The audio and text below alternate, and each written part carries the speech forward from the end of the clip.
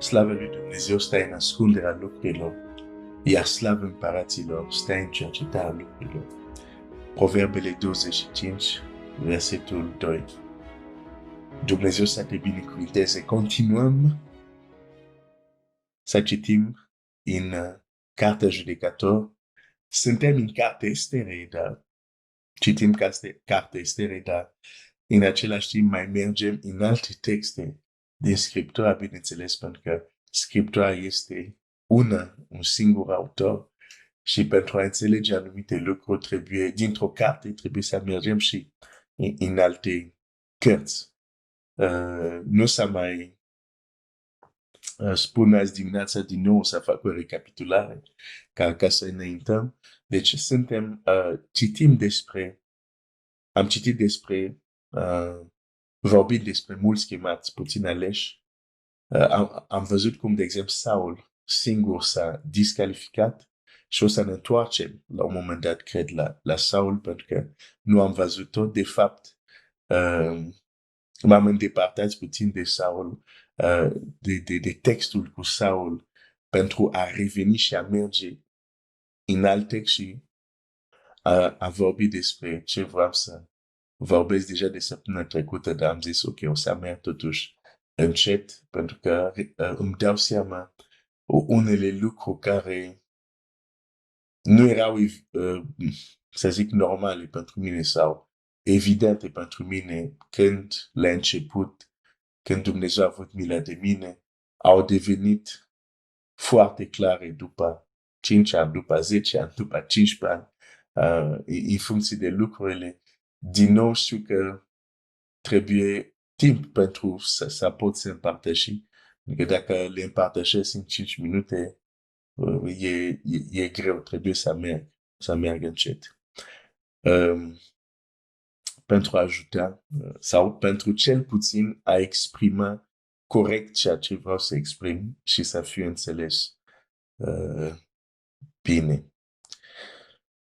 Deci, mulți chemați puțin aleși, vedem și asta se întâmplă la Gedeon și este o realitate sau un principiu în împărație care ne privește pe toți și care trebuie să le înțelegem foarte bine, ca nu cumva inconștient, în mod inconștient,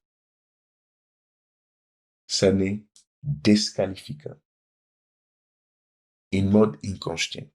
Pentru că continuăm povestea și despre asta o să vorbim. E foarte interesant ce se întâmplă.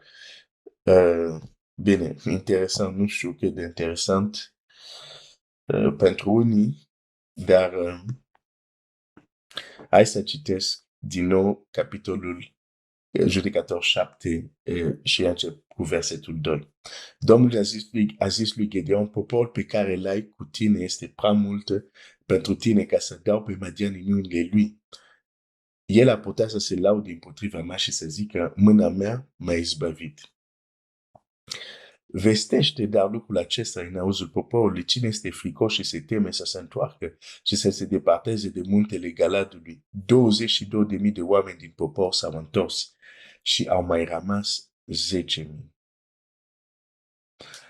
Aici, cei care s-au eliminat sau nu au mai fost calificat ca să meargă la război, ca să aibă victorie, sunt foarte conștient de ce se întâmplă. Ei știu. Mi se spune, cine este fricos să se întoarcă acasă. Deci, ei n-au avut nicio problemă să zică, nu mă duc la război. Erau foarte conștient de ce făceau și de ce se întâmpla. Dar, în a doua parte a ceea ce se întâmplă, această selecție, dacă pot să zic așa, cei care sunt eliminat sau discalificat, ei nu sunt conștienți de lucrul acesta. Ok, hai să văd ce vreau să spun. De aceea aici este foarte important să înțelegem asta. Pentru că uneori, dacă nu înțelegem principiul ăsta, la un moment dat, ne vom discalifica fără să ne dăm seama că ne-am discalificat sau ne-am eliminat, ne-am dat la o parte. Ok. Mai departe zice așa.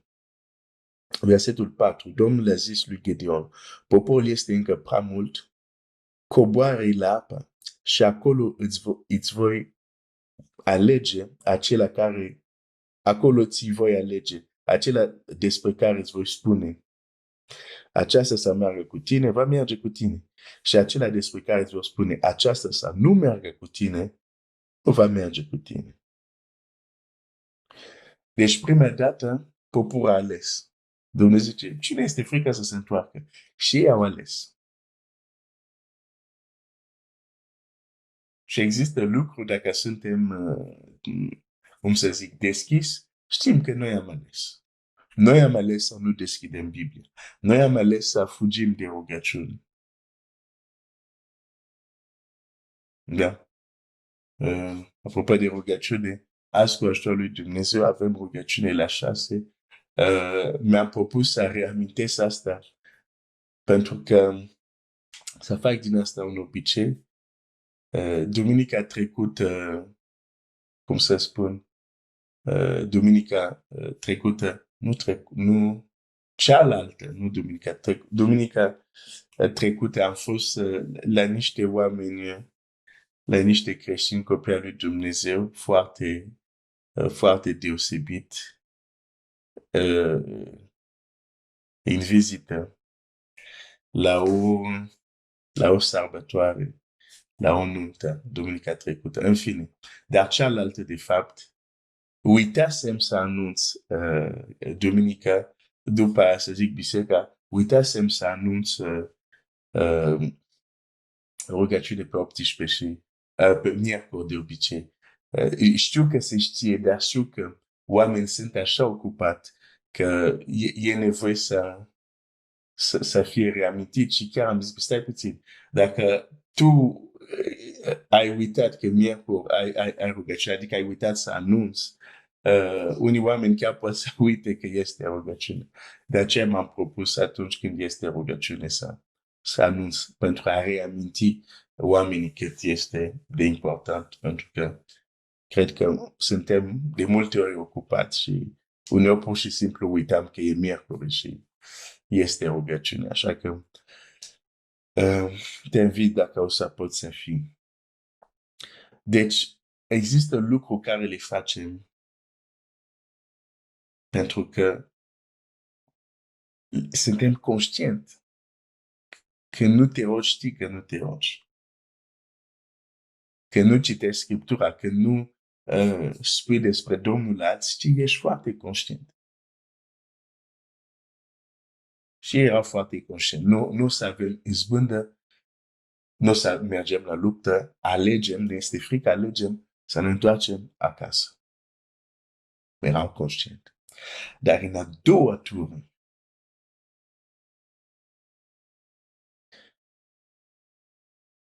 acolo Dumnezeu zice la Gedeon, eu îți voi spune cine merge cu tine.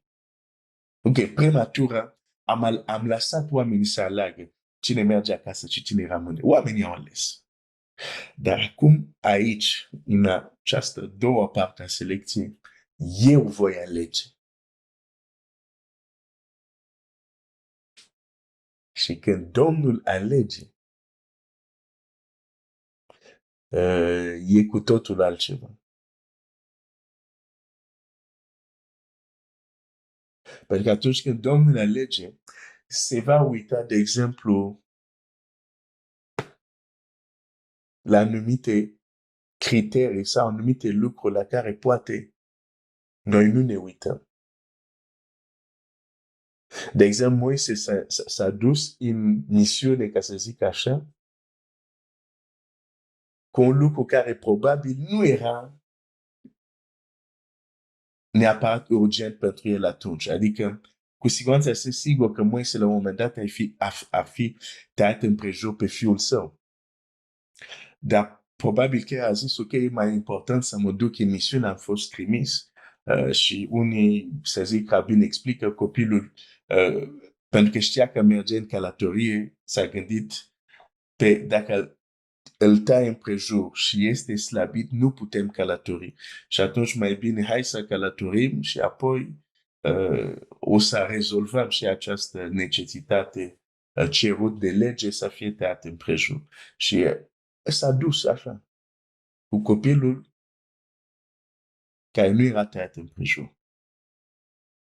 Nu cred că s-ar fi așteptat că Dumnezeu s-ar fi întâlnit cu el pe drum ca să-l omoare. Doar din cauza asta. Deci când Dumnezeu alege, e cu totul altceva. Când noi alegem, când noi singuri ne discalificăm, ne eliminăm, e o poveste. Dar când ajungem la etapa unde Dumnezeu alege, de multe ori suntem discalificați fără să ne dăm seama. O să-ți arate asta în Scriptură. De aceea contactul cu cerul este important. Pentru că atunci când ești în contact cu cerul, când las Dumnezeu să-ți vorbească, te poate îndrepta, te poate corecta. Dar dacă mergi de capul tău, e foarte probabil că fără să-ți dai seama, fără să vrei, deși ai fi vrut să mergi la război, vei fi eliminat. Vei fi scos din echipa de elită, dacă pot să spun așa. Uitați ce se întâmplă aici. Domnul a zis lui Gedeon, poporul încă este prea mult, coboară. Versetul 5. Gedeon a coborât poporul la apă și Domnul a zis lui Gedeon, pe tot cei ce voi lipai apa cu limba, cum lipai câinile, să-i despar de tot ce vor bea apa din genunchi. Cei ce au lipait apa, ducând-o la gura cu mână, au fost în număr de 300 de oameni. Și tot poporul celălalt a îngenunchiat ca să bea. Și Domnul a zis lui Gedeon, cu cei 300 de oameni care au lipait, voi mântui și voi da pe Madian în mâinile tale. Tot celălalt din popor să se ducă fiecare acasă. Celălalt au ales să se ducă acasă. Aici Dumnezeu îi trimite acasă.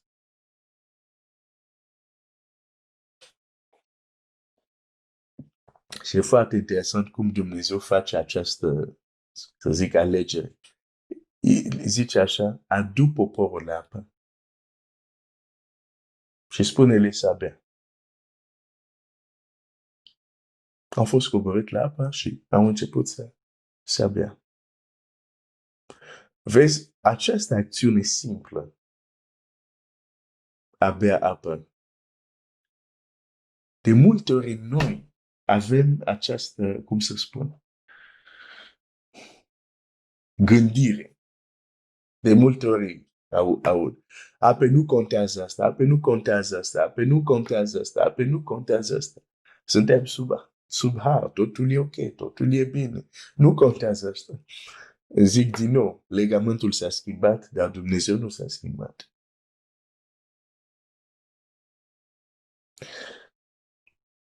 Ce vreau să spun prin asta? Dacă în Vechiul Testament vezi un Dumnezeu care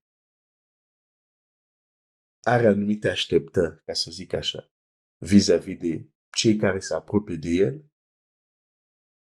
nici în Vechiul Testament nu s-a schimbat. Și în Vechiul Testament ar aștepta că cel ce se apropie de Dumnezeu trebuie să creadă că Dumnezeu este, dar nu numai. Să creadă că Dumnezeu răsplătește pe cei ce îl caută. Niciun copil al Dumnezeu nu are probleme să creadă că Dumnezeu este, dar avem o problemă cu a doua parte. Să credem că El răsplătește, adică va interveni.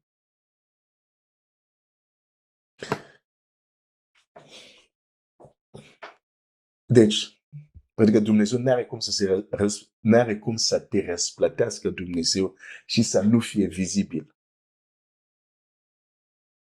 Arată în Scriptură un om care Dumnezeu l-a răsplătit, dar nu s-a văzut nimic. Așa.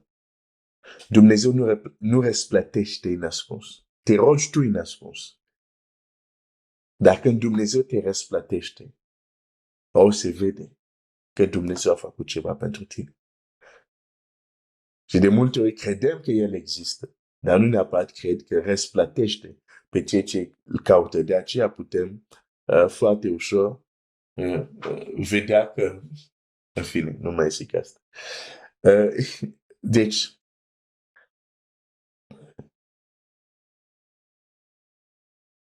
un lucru, ei s-au coborât la apă. Un lucru simplu. Și mulți ar putea spune, nu contează. Important e să bei apă. Eu văd că contează și cum bei. Pentru că Dumnezeu are așteptări de la noi. Cum ți-am zis, atât în vechiul cât și în nou.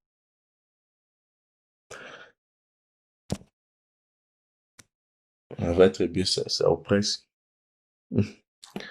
în câteva minute, ok? Te o să termin. Deci are așteptări și avem separare care se face în funcție de toți au băut. Dar Dumnezeu s-a uitat cum au băut. Toți copiii lui Dumnezeu se roagă. Dar Dumnezeu se uită cum se roagă. Toți copiii lui Dumnezeu cred că cântă cântece de laudă. Dar Dumnezeu se uită cum le cântă. Și eu știu că sunt momente unde unii, și nu sunt puțin la număr, de fapt o majoritate covârșitoare, e trimisă acasă pentru că pentru noi e important doar să facem, dar nu e important cum facem.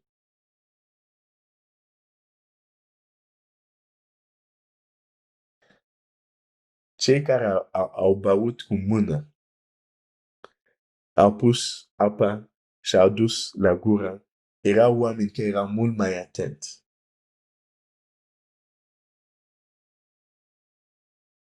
Nu și-au băgat capul în apă, să zic așa. Erau mult mai atent.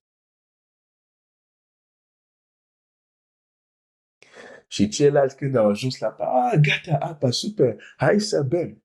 Nu înțelegeau că era un test. Și și-au băgat capul în apă, s-au bălăcit, super, facem, îi notam un pic. Și nu știau că din cauza asta sunt discalificat. Sunt eliminat. Mulți chemați puțin aleși pentru că nu vrem să înțelegem principiile lui Dumnezeu, cum lucrează Dumnezeu, că nu vrem să acordăm atenție la ce acordă atenție lui Dumnezeu. Când vrem să amestecăm totul, important e să bei, nu contează cum. Avem probleme. Și o să citesc textul ăsta și cu asta închei mâine. Continuăm în, uite, în 1, hai să citesc 1 Samuel și la versetul 6. 1 Samuel 16:6. Uite, aici se întâmplă un lucru. Vreau doar să-ți arăt cum uneori oameni sunt discalificat, eliminat, dar nici nu-și dau seama. Uite, 1 Samuel 16. Când au intrat ei, fiul lui Isai, ca să știi contextul, când au intrat ei, Samuel văzând pe Eliab și a zis, negreșit, unsul Domnului este aici înaintea lui. Pentru că Dumnezeu a zis, du-te în casa omului acesta, printre fiii ei vei unge noul împărat. Că Saul a pierdut împărația. Și o să revin la asta. În fine. i s-a luat împărația, nu mai putea să domnească, deși a continuat el să domnească în aparențe pentru o perioadă, dar i s-a luat. Și când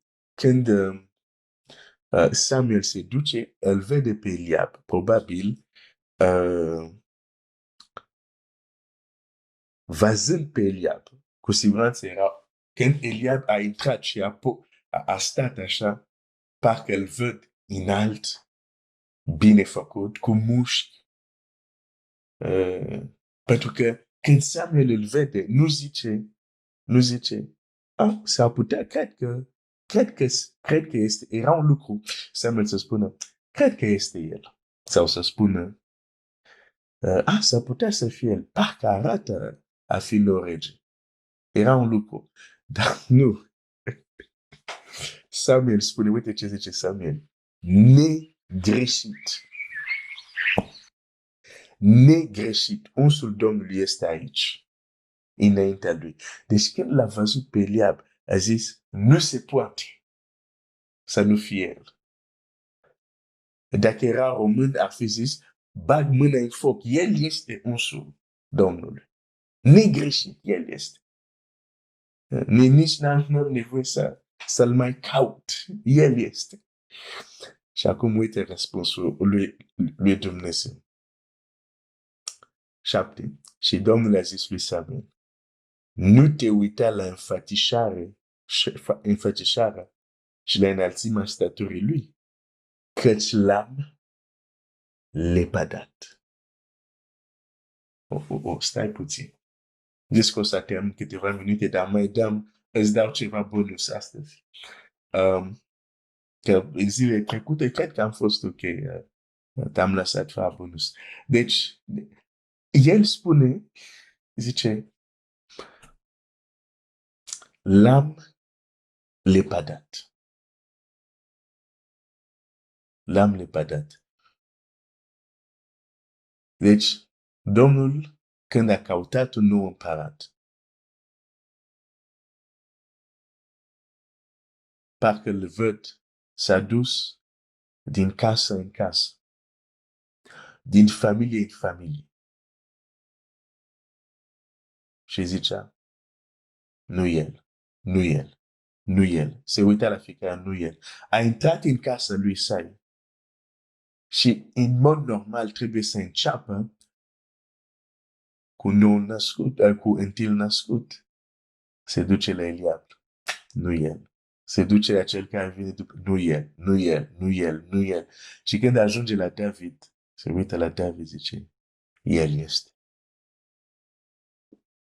Deci Dumnezeu a ales David.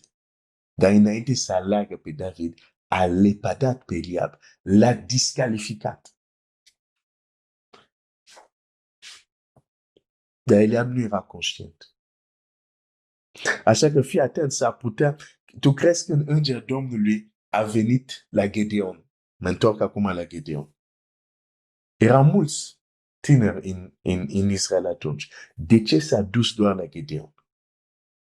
Sunt sigur, s-a mai uitat la unul, s-a mai uitat. A zis, nu el, nu el, nu el, nu el. Și a văzut unul, a zis, el.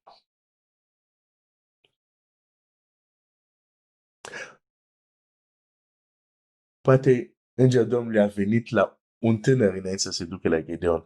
Dar când a auzit modul doar cum vorbește, a zis, nu el. S-a dus la altul. Când a văzut cum face nu știu ce, zice, nu el. Dar apoi ajunge la Gedeon, când a văzut cu ce dorință vroia să pună să fie ascuns. Greu parcă era, nu mai știu exact, să ascundă ceva din cauza inamicului. S-a uitat la el și zis, ok, el este. Deci este foarte important să înțelegem. Nu este doar de ajuns să bei, e important și cum bei. Vorbim, dar Dumnezeu se uită la cum vorbim. Umblăm, dar Dumnezeu se uită la cum umblăm. Cântăm, dar Dumnezeu se uită cum cântăm. Ne rugăm, dar Dumnezeu se uită cum ne rugăm. o să mă opresc aici. Mâine voi continua. E interesant ce vreau să împărtășesc azi. Nu am reușit să ajung acolo, dar cu siguranță o să ajung mâine. Dumnezeu să te binecuvânteze.